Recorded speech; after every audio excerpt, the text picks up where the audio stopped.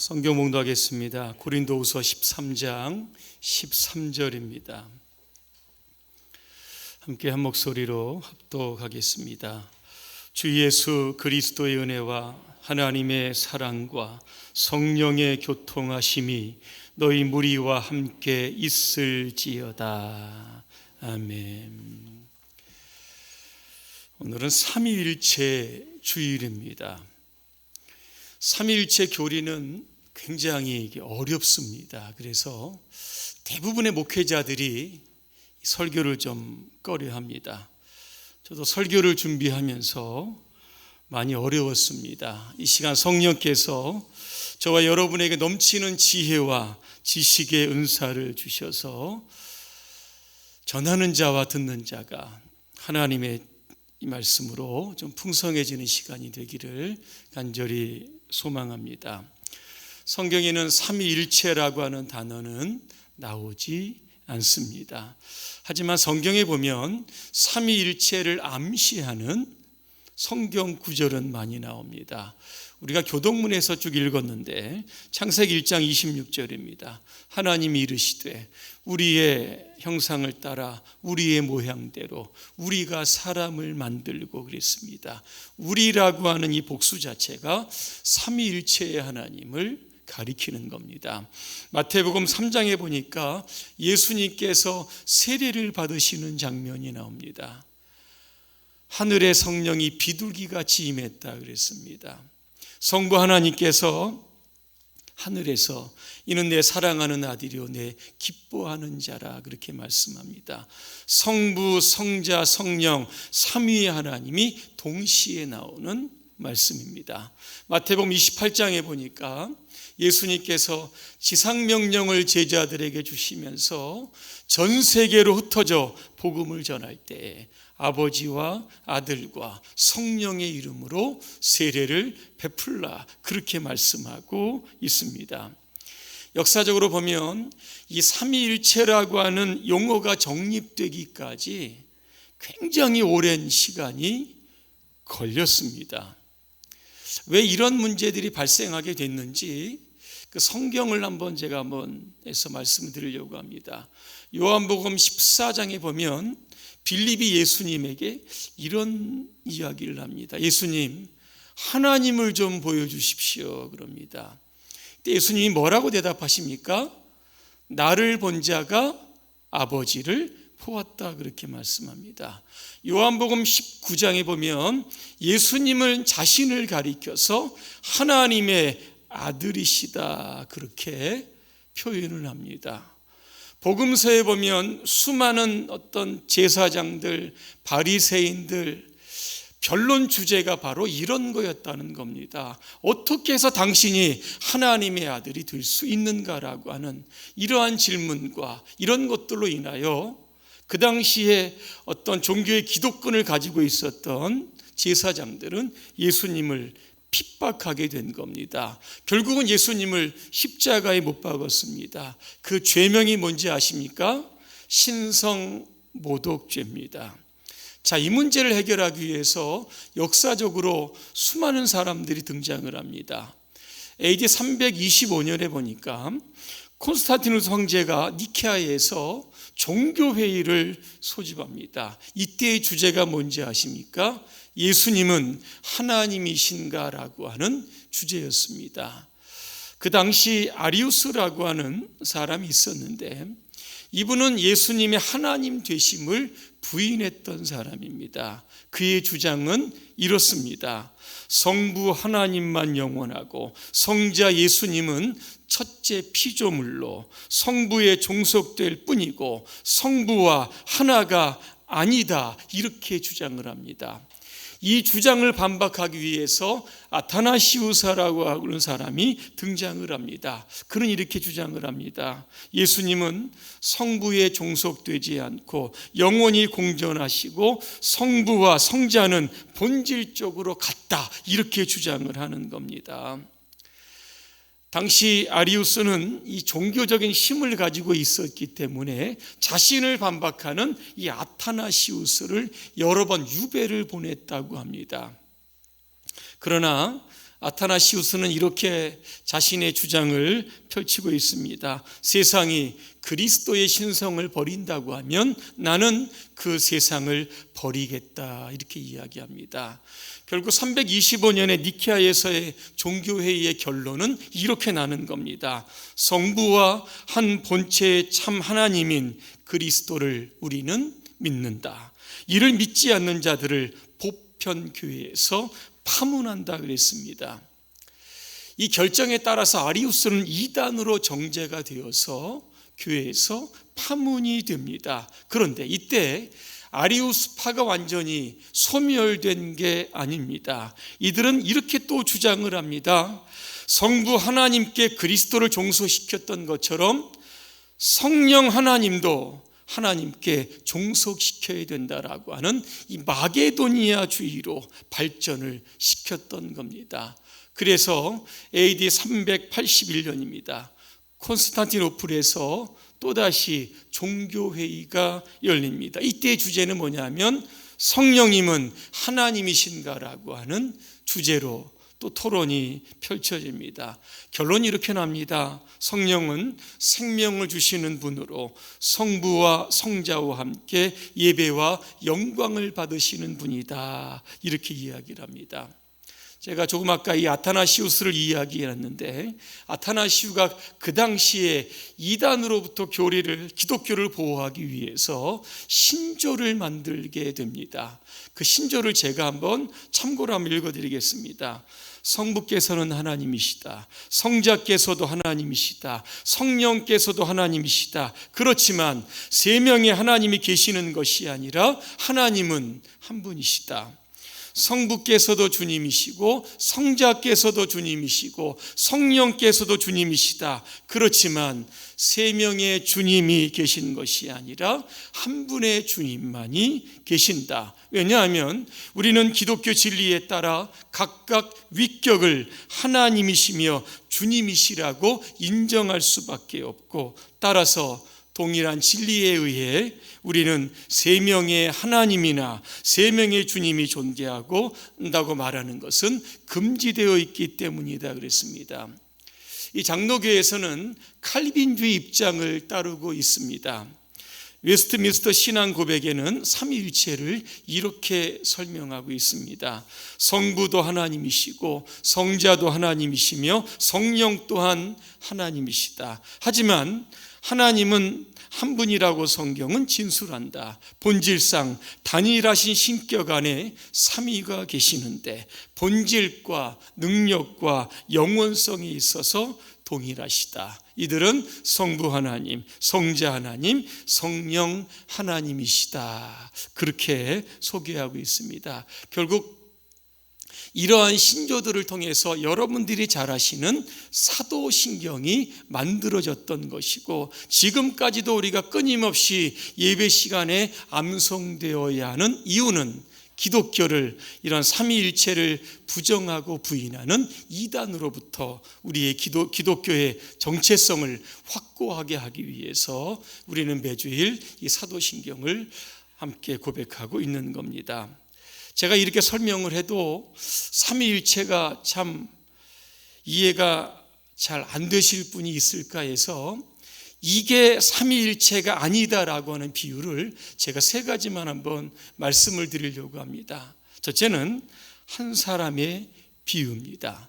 한 사람이 아빠도 될 수 있고 아들도 될 수 있고 남편이 될 수 있는 것처럼 성부는 아버지가 되고 성자는 아들이 되고 성령은 남편이 된다, 이렇게 설명한 것이 있습니다. 이것을 가리켜 양태론이라고 하는데, 이것은 한 사람이 세 가지 역할을 한다는 겁니다. 그러나 이것은 잘못된 겁니다. 왜냐하면 성부, 성자, 성령 하나님께서는 태초부터 동시에 사역을 하셨고 한 분이 아니라 세 분이라고 하는 사실입니다. 그래서 한 사람의 비유는 적절하지 않다는 겁니다. 두 번째는 나무의 비유를 합니다. 나무를 보면 뿌리가 있고 줄기가 있고 가지가 있는 것처럼 뿌리는 성부 하나님, 줄기는 성자 예수님, 가지는 성령 하나님으로 이렇게 설명을 시도하기도 합니다. 이것도 잘못되었습니다. 왜냐하면 성부, 성자, 성령은 하나님의 일부, 즉 나무의 뿌리나 줄기 혹은 가지가 아니라 성부도 나무 전체이고 성자도 나무 전체이고 성령도 나무 전체이기 때문에 그런 겁니다.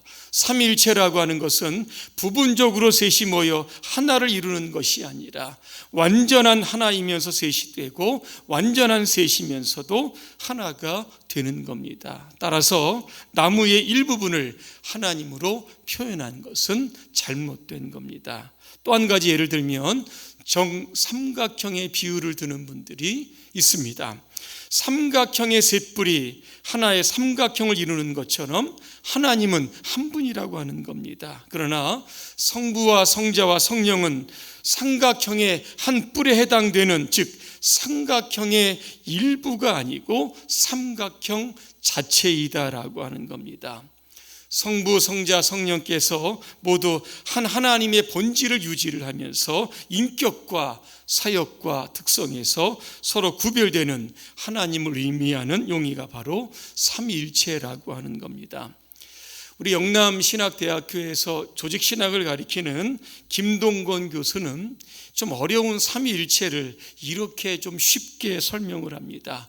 그런 말합니다. 삼위일체, 일체라고 하는 하나의 의미는 숫자가 아니라 세 위격이 상호 내재 연합된 공동체적 하나님이다, 이렇게 표현을 하고 있습니다. 그런 말합니다. 삼위일체를 숫자의 개념으로 접근하는 것은 대단히 위험하다고 했습니다. 이 삼위일체론에서 한 분 하나님과 세 인격체라고 하는 표현을 할 때 한 하나님의 하나와 세 인격체의 셋을 같은 평면에서 다루면 안 된다고 합니다. 왜냐하면 3과 1을 동일한 평면에서 다루게 되면 셋은 하나가 되고 하나는 셋이 되는 모순에 빠지기 때문이다 그랬습니다. 인간의 상식으로 볼 때 셋이 하나가 될 수는 없는 겁니다.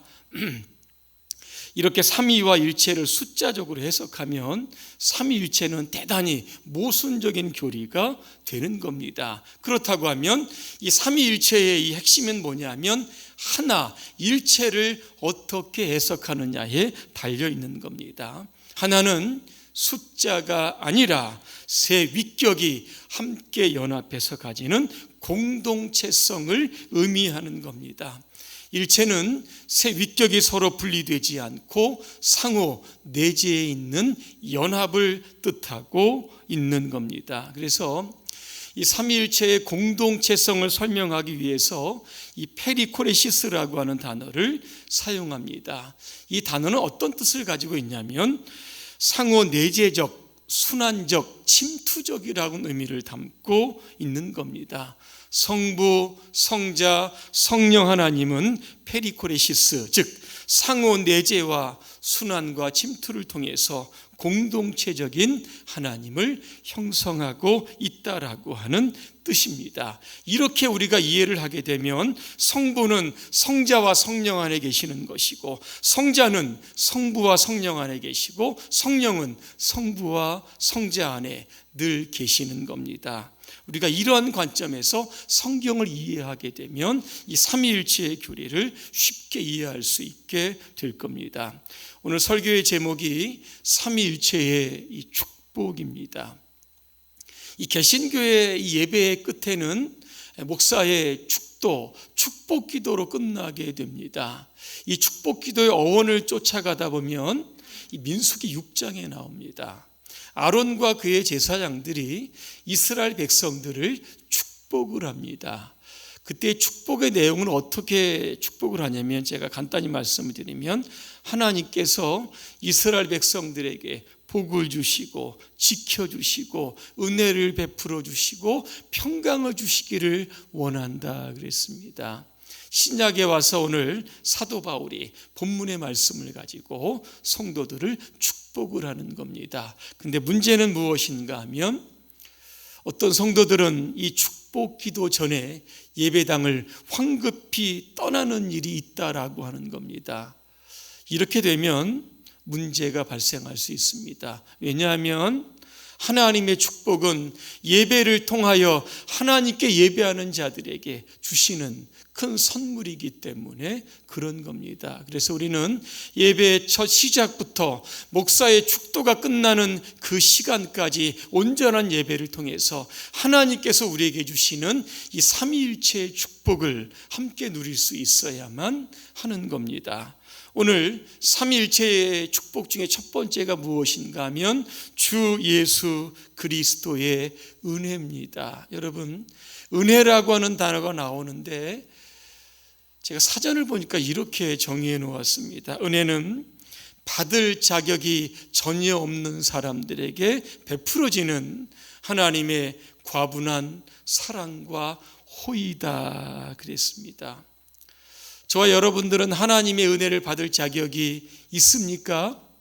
성경에 보니까 없다 그렇게 되어 있습니다. 왠지 아십니까? 저와 여러분들은 죄인이기 때문에 그런 겁니다.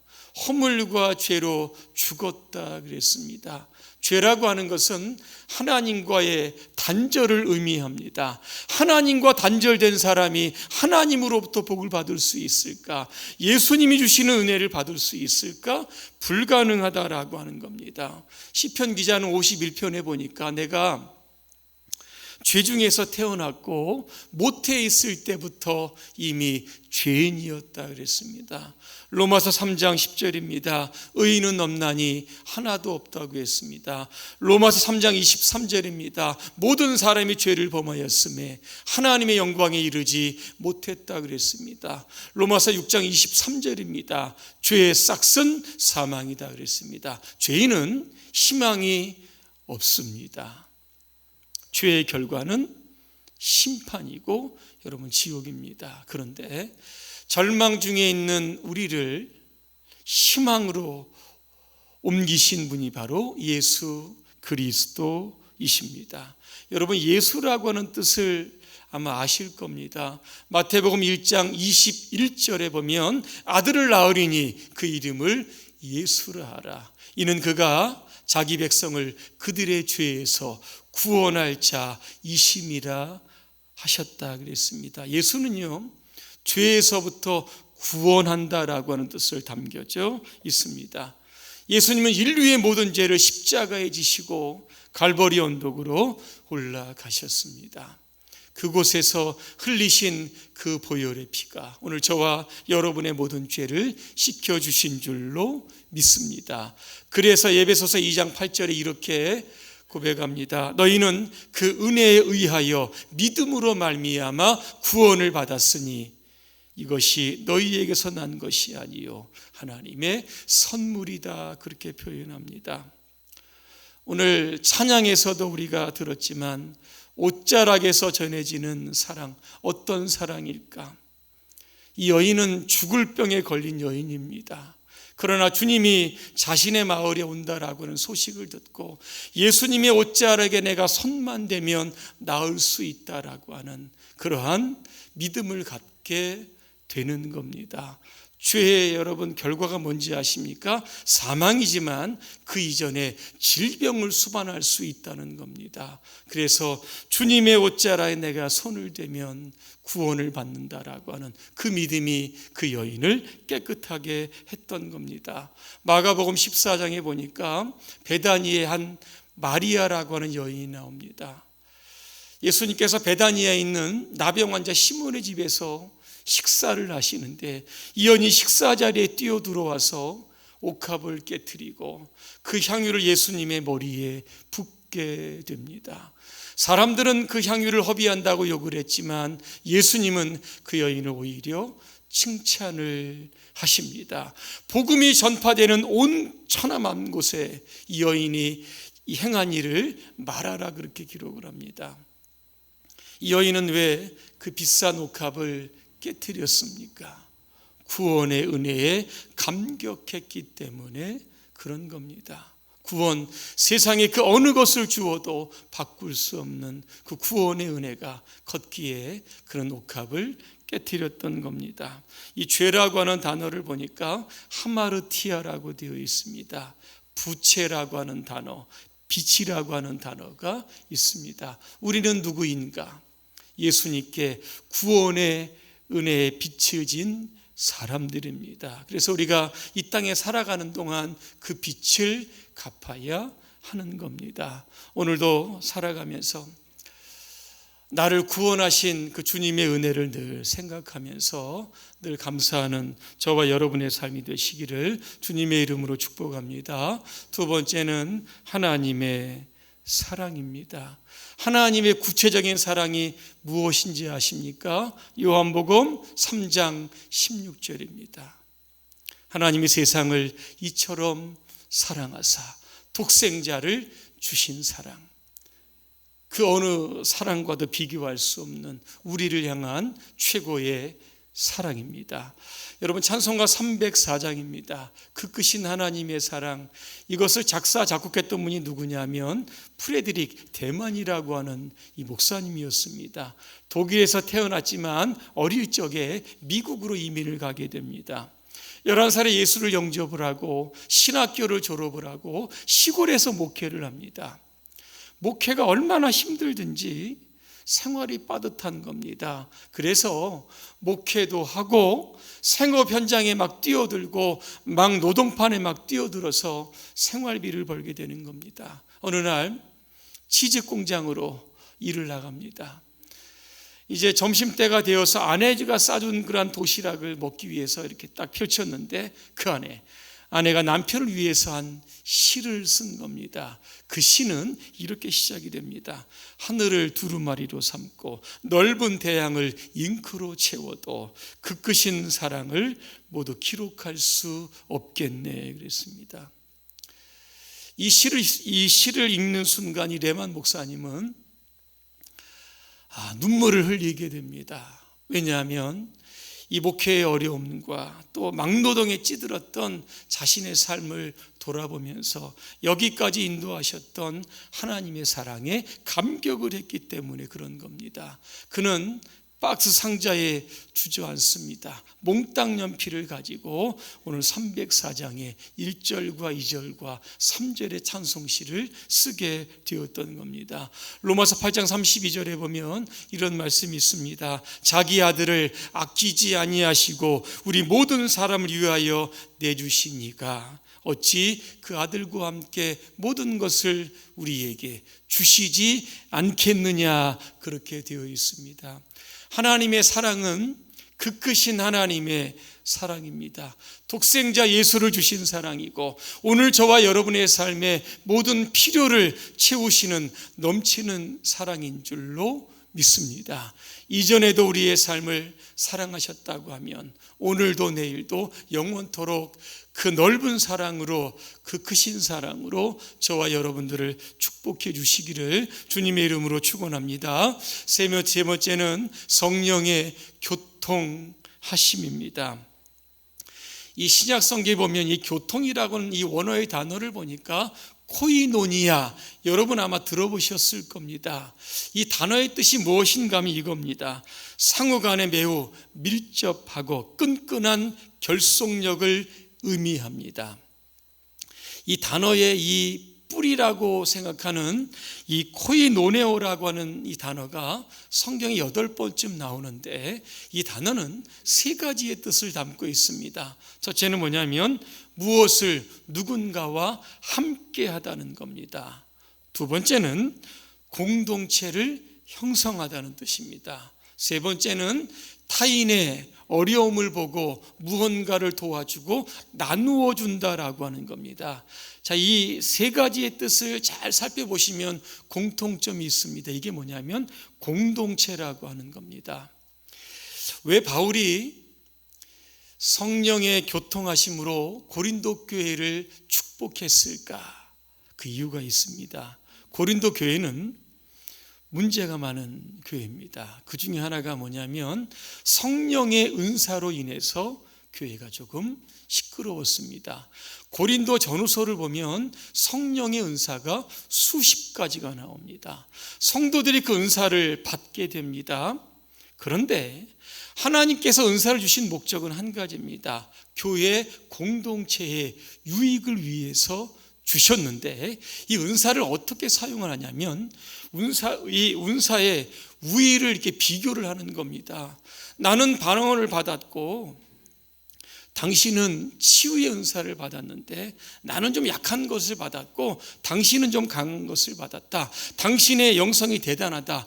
이런 어떤 교회 안에 문제가 생기기를 시작을 하면서 교회가 예수파, 바울파, 게바파, 아볼로파로 그렇게 나누어졌던 겁니다.